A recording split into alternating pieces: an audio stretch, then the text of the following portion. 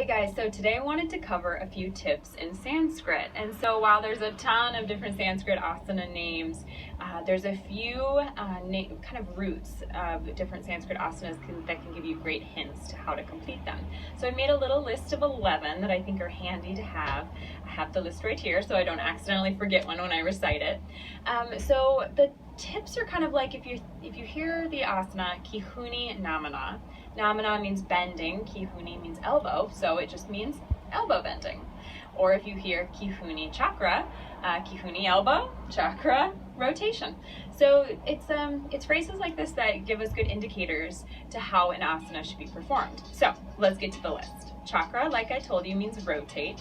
Namana means bending. Gooran actually means crank, which I know maybe is a different type of yoga word than you've heard before. So just gulfa Gooran, ankle crank, just cranking the ankle like that.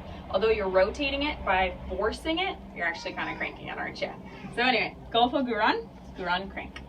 Bundah is lock, and so you might be familiar maybe with the bandhas like root lock or Utana Bundah, you know, the stomach lock.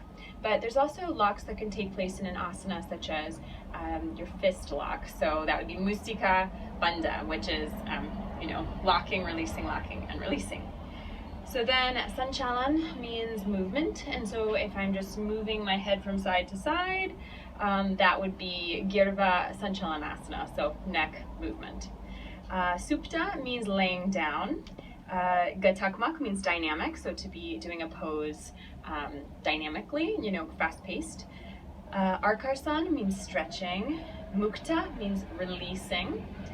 Utana means stretching, and you might be familiar with Utana asana, which is just the standing forward fold where you're reaching for your feet, right? So Utan means stretching, or Utana. And Parsara means spreading.